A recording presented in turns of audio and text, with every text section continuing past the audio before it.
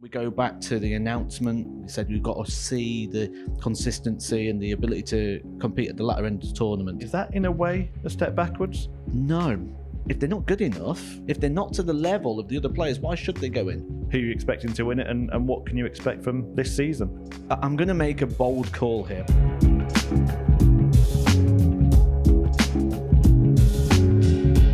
Well, the Premier League darts lineup has been announced. Of course, the top four in the world: Luke Humphries, Luke Littler, Michael Van Gerwen and Rob Cross were automatic picks for that. They've been joined by Stephen Bunting, Chris Dobey, Gerwyn Price and Nathan Aspinall. Getting a reaction to that lineup is prime time himself, Matthew Edgar. Matthew, first thoughts on the lineup? I think Matt Porter summed it up better than anyone else ever will, and that's you're never going to please everybody. There's going to be some disappointed people, and I think that was the case. I think quite a few people thought they had a genuine case for it, and with that, you're going to then try and pick holes with the lineup of people you think have taken those spaces. And it's caused a lot of discussion on social media, which again, Matt Porter did say is kind of a good thing as long as people are talking about it and there's some real big discussion points to look through in that lineup. Yeah, let's start with the players that are in it, and we'll do the easy bit first. The top four, they're always going to be in it. Do you think there are any players in that top four that might not have been in it had they not been in the top four? No, I think Rob Cross is probably the one that brings the most conversation. Would Rob Cross have dropped out, which there was a lot of possibility at the back end of the World Championship. Just one result going against him would have seen him drop out of that top four position. But I do think he would have been in it when you look at the lineup, because I don't think there was enough solid cases to go forward. Yes, we look at the Premier League lineup and you go, well, actually, there's probably about 15 players in the discussion for it, but how many of them made a genuine case because they was actually in the top 8, and how many was in that discussion because maybe there was just so much spread last year that there was more opportunity for someone who maybe didn't quite hit normal sort of Premier League elitism heights. Another sort of interesting quirk of this lineup is that the world number 1 and 2 are actually amongst the least experienced in the Premier League. The winner last year, the world champions of the last 2 years, because there's no debutants this time around. No, and I think that's probably one of the real interesting factors, the lack of debutants as well, because I look at the Premier League, and certainly when you're looking at the selection criteria, I think, what does a person represent? And for me, that was where I sort of put so many different predictions out for what I thought the Premier League lineup was going to be. And that is purely down to, well, if you put Mike De Decker in, what does he represent? Mike De Decker goes in there representing an underdog. Luke Littler goes in representing the champion, the defending champion. Luke Humphries goes in representing the most relevant threat to him. Michael Van Gerwen goes in there representing, well, kind of an older figurehead now, isn't he? Sort of that previous champion. And you're looking at everyone's story. And then when you look at the sort of selection and who you're going to put in, you go, well, actually, if I put this guy and he's going in as a debutant, that's his story. I can't put another debutant in because that's two people's stories. I can't put this guy in because he's an underdog. And when you get all these different characters and you break it down like so, you're going to have a round where you've got underdog versus underdog, where the winner potentially plays a debutant, and that kind of loses the elitism of the Premier League. So I get why this was a really, really hard sort of selection, because all those recognisable names, those previous world champions, where you have that story of going, we've just lost a 2-time world champion in round 1, you don't get that with the players that was in discussion for this year. And that's because they're the players that did well but don't quite have those titles yet. And the people that had the name value and the titles underperformed in 2024. Particularly at the World Championship as well. Do you think that World Championship ended up being the biggest factor again? I think one thing we learned is that essentially the World Championship is that quiz question. You know, when you sit down, you do the quiz, and at the end of the quiz, they go, right, this is for 20 points. But you can only win 15 points through the rest of the quiz, so kind of made the rest of the quiz irrelevant. I think that's what we've learned about the World Championship this year, that the whole tour is about the World Championship. That's the most important factor. The rest of it, yes, it has relevance and it's got meaning and it sort of subsidizes it. But when we look at the selection and we look at how that's come, you've got to say the World Championship now is kind of factor number 1 in that selection criteria. Well, let's talk about the wild cards then, one by one. Stephen Bunting returns to the Premier League after the best part of a decade. Was he, in the end, the easiest wild card to pick? I think he was selection number 5. Whenever I did mine, and I'd do my top 4, and I'd go, right, who's first? It was always Stephen Bunting. He's picked up a TV title this year with the Masters. He's played very well in all the tournaments. The Pro Tour, he's been one of the very top players, reaching final after final. Not only that, but he brings something different. And one thing we know about the PDC, certainly since Eddie Hearn's involvement, is he loves a bit of shoulder content and he wants a little bit more from the players. And it's something I've been calling for myself. You know, I want to see more from the players. I want to see a little bit of personality. I want to see a little bit of something different. And one thing I hate about darts in a way is that darts is always bigger than the player. There's never been a player. You'd never look at a lineup and go, I want to go because I want to see that player. Maybe Luke Littler now. But you never look at like the match play and go, oh, I really want to get tickets for Friday night because so-and-so's playing. You're just happy to get a ticket to go watch whatever night. And it summarised this for me when I went to the match play, which I go to every year, and I watched it and the player hits a 180 and everyone jumps up with the cards, they're loving it. Next player hits the 180, the next very shot, everyone jumps up with the cards, they're loving the 180. The darts was the important thing. Now, you'd never get that in football. You'd never get a team score a goal and the whole arena jump up. Half of them are disappointed, half of them are happy. And we've never had that before where we've had the crowd go with a player and know how to interact with a player. Stephen's got his own chant now. He's doing bits on social media. He's getting good merchandise. So it is a very, very obvious pick because not only is he a quality dart player, but he's now taking that next step into being somebody that the crowd can bet behind and know how to do it. How do I interact with this player? I know how, and I think Stephen Bunting ticks all the boxes for that reason. Okay, crowd interaction. The next place to go is obviously Gerwyn Price then, isn't it? Because he's someone who's had the crowd against him in the sort of pantomime sense a lot of the time. Didn't have the greatest year. Looked a lot better at the World Championship. Do you think that's what got him in the end? That, and we go back to what I said moments ago as well. When we look at what a player represents, you need those big names and those big factors in there. He's an ex-world champion. He's a big name. At one point was the most Google search player in the world of darts. So he's sort of elite in his playing capacity, but also brings an extra factor to it as well. And like you say, crowd interaction, stage presence. You know you're always going to... 16 weeks ago in Price, he's going to do something that's going to get the headlines, that's for sure. Whether it's because of the quality of the darts he plays or something he does in one of the interactions. So he's a box office player. He ticks all the boxes. He was always my selection 6. When I look at 6 players, it was those 6 and then 2 others from a bit of a short list. The other 2 then were Chris Dobey and Nathan Aspinall. Let's start with Dobey. Semi-finals at the World Championship. Really good recovery after that quarter-final heartbreak last year. Returns to the Premier League after a previous campaign. Deserves his spot?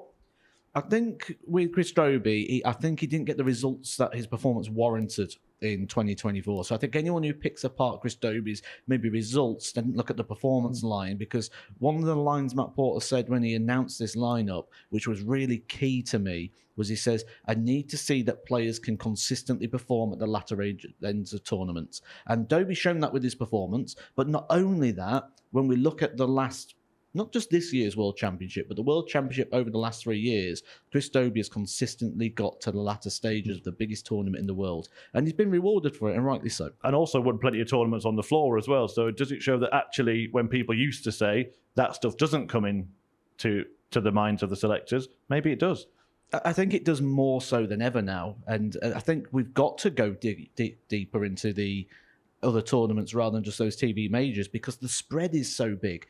In the past, you didn't need to go that far down, because actually Michael Van Gerwen's won 4 of them, Luke Humphries has won 4 of them. So it actually, the spread wasn't as wide, where now we've got to go, right, well, the issue we have is if everyone's a champion, who's the champion? And right now we've got everyone being announced as a champion of this, a champion of that. So we have to dig through the Pro Tours, through the Euro Tours, through other events to see what we can do to back up that title.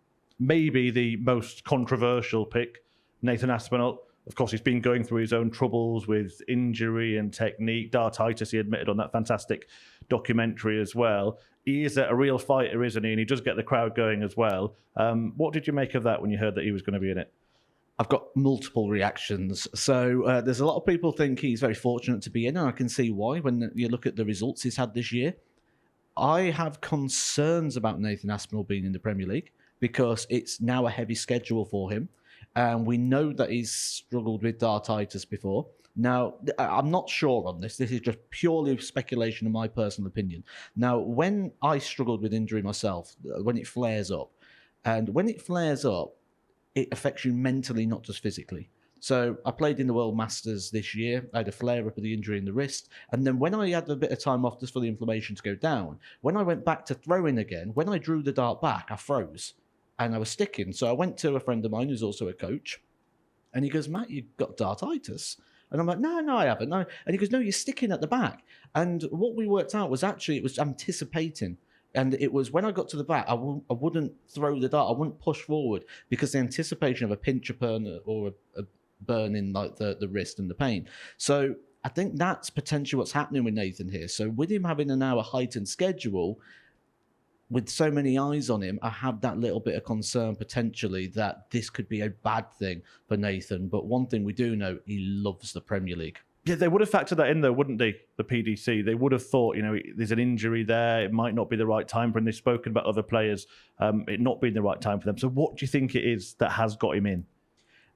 I think there was a really good interview Nathan Aspinall did, and he spoke about players not wanting the Premier League or going, I don't want to be in it. And since then, it did change a lot of the interviews that those players were giving. They sort of bought into it a little bit more. And Nathan Aspinall sort of shown his passion for the Premier League, his passion for the fans. And, Nathan very much loves this sport. He loves the Premier League. He loves the big stage.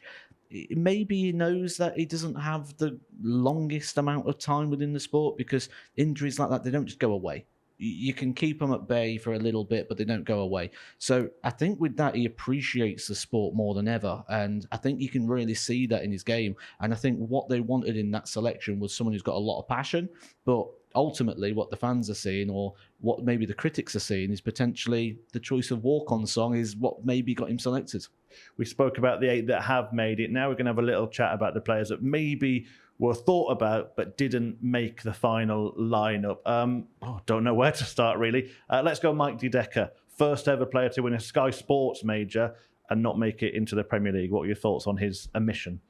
I think a lot of that comes down to the World Championship. We spoke when we said about Chris Dobey and how important the World Championship was. I think Mike De Decker having a poor World Championship going out the first stage, I think that's what sealed the deal for him. Again, when we go back to the announcement, and it was announced and he said we've got to see the consistency and the ability to compete at the latter end of the tournament. Mike De Decker first came onto the tour around about 2014, now 11 years ago. And since then, his TV form has been very sporadic in regards to how many tournaments he even qualified for.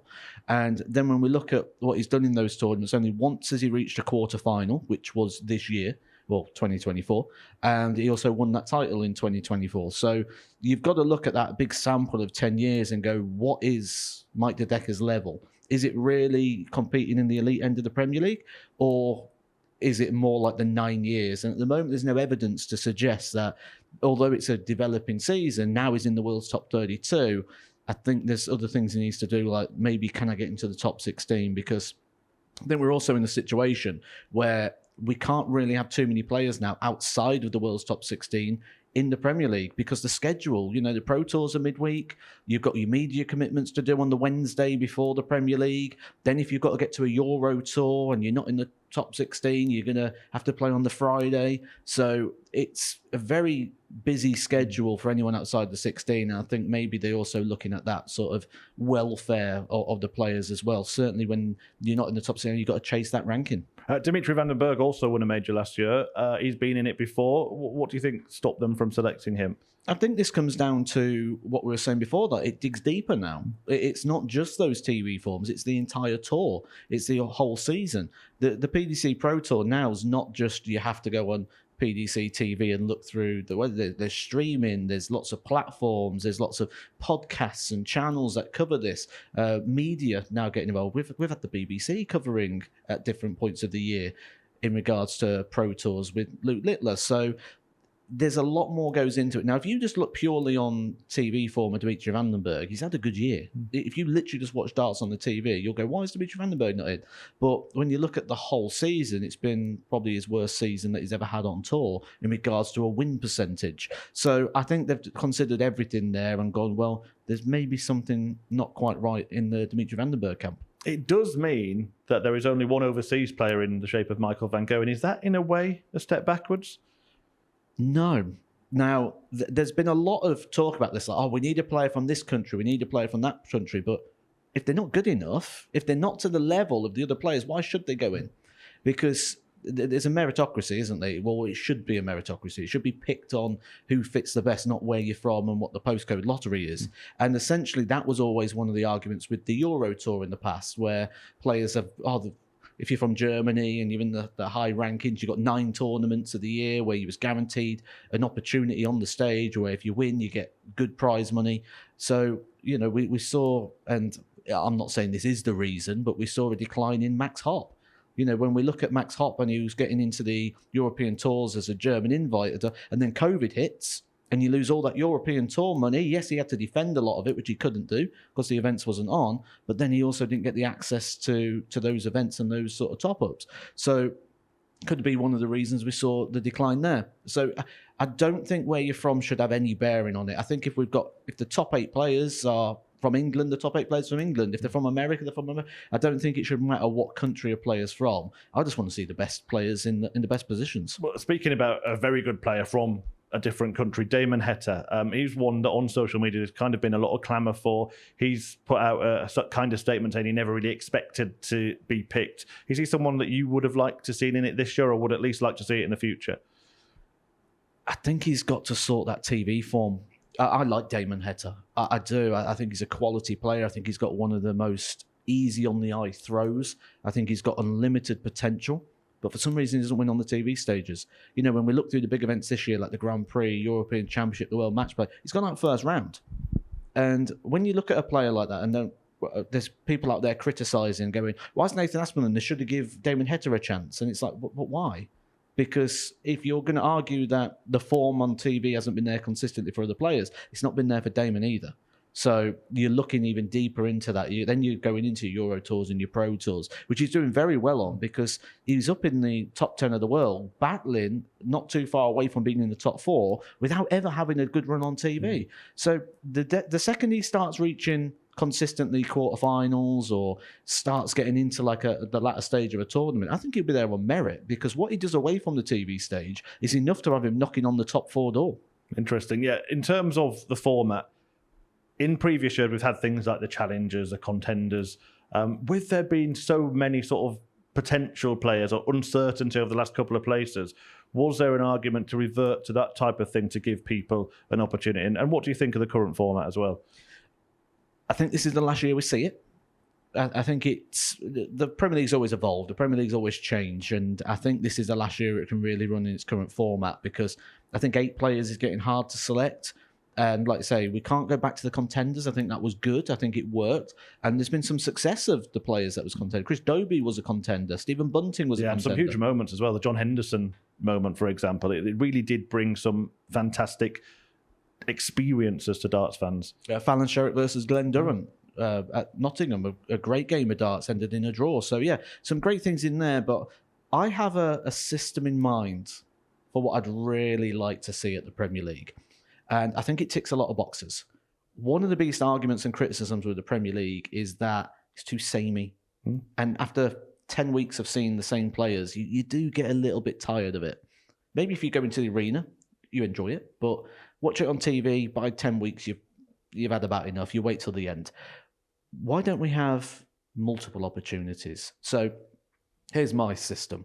And this actually ticks a lot of boxes. Here we go, world exclusive. Yeah, this is a detailed one. So I think we should go to 16 players. Now, with 16 players, I think we take the top 8 players in the world, which ticks that box. We've got the elite players. And we separate the top 8 into 2 separate weeks. So we have odds and evens. So 1, 3, 5, 7, 2, 4 in different weeks. And then they play alternate. So 1 week is A week, B week, A week, B week. And then with those 4 players, you invite 4 players into each. So we've got 8 invites, 8, or you've got 8, however you want to do it. You might go the year rankings. You might go the top of the Pro Tour. So you can warrant extra. So there's a set criteria. Yes. And then maybe 4 invites still. So how it works is irrelevant. But you've got those 2 weeks. Now, for the first 8 weeks, you do your A week, B week. So we're half in the schedule. So we're not putting too much demand on the players. So they've only got to play one every 2 weeks, not every one. So you get alternate fixtures. So you're getting new fixtures every week. And then after 8 weeks, we take the top 4 of week 1, the top 4 of week 2, and we put them into a new 8-player scenario. So we've got new fixtures again. So the second half of it is like a Champions Premier League from what we get from the first 2 leagues. So we've got 3 sets of fixtures because we've got A week and B week fixtures, and then we've got the best of the A and the best of the B in the back end of it. So new system there. If we're not going to go that crazy and change it that much, I'd also like to see maybe a bit of jeopardy involved. I was just going to say that exact word as well, because it did have the relegation, of course, at one point in the Premier League. Do you think it's missing that? I think Premier League relegation should mean even more. And I think if you finish bottom of the Premier League and you get relegated, it eliminates you from next year. Regardless of what you go to, you could go win the World Championship. Like Man City could get relegated from the Premier League. They could win the FA Cup. You could win the Champions League. But if you get relegated from the Premier League, it doesn't matter. You're playing in the Championship next year. And I think I'd like to see that. I think I'd like to see that bit where if you finish bottom, you're out. Oh, you are a harsh, harsh man. Look, in terms of the Premier League, look, you've been a Pro Tour player for plenty of years yourself. How coveted is it for the players? How important is for the players, and what other opportunities does it bring to them in their careers? It's life-changing in regards to the opportunities that come up. So, first of all, sponsorship. You're going to be in front of a lot of eyes for a long time. It's so easy to sell sponsorship when you've got 16 weeks guaranteed on TV with big eyes on throughout the whole event. Not only that, royalties. All the players will have their own darts, their own merchandise. The sales of that will go through the roof, and they'll be getting great royalty payments alongside of this. The opportunities and the eyes on do change everything in regards to sort of the finance. It'll make their whole season. So the Premier League are big, and not only that, the opportunity then to play in front of some massive crowds at massive arenas. It's crazy when you go and watch the darts at the Premier League, because I go to some of these arenas and you're watching like, oh, I watch Peter Kay here. Oh, I watch the wrestling here. And then you're watching the darts. It just shows where the darts is going, and it gives the players an opportunity there to host in these arenas. Just to bring it full circle, finally then, on this year's Premier League, how are you expecting it to go? There's only 2 players that have won it before. Luke Littler, of course, defending champion. Michael van Gerwen, just 7 times he's won that tournament. Who are you expecting to win it, and what can you expect from this season? I'm going to make a bold call here. Well, I say a bold call. We've seen Luke Littler here at the Super Series, and when he goes ahead in a group, he almost gets bored. We've seen him play with different darts. We've seen him go for wacky finishes before. Was it bull 11 ball and double this for ball? We saw it in the World Championship final, bull double 10. So I think if Luke Littler gets a little bit of a lead on the table, I think he's going to get a little bit silly. And I think by silly, I mean adventurous. And by adventurous, I mean fun. And by fun, I mean something we've not seen before. I think, well, we've seen Jose de Sousa, haven't we, go with the 3 tops. I wouldn't be surprised if Luke Littler does something really crazy, like all this talk about him doing double 10. If he wants 60 instead of going 20 tops, will he go 3 double 10s? He's going to do something at some point that's just going to break the internet. And the talk will be about Luke Littler. Do you think he does go on and defend that title?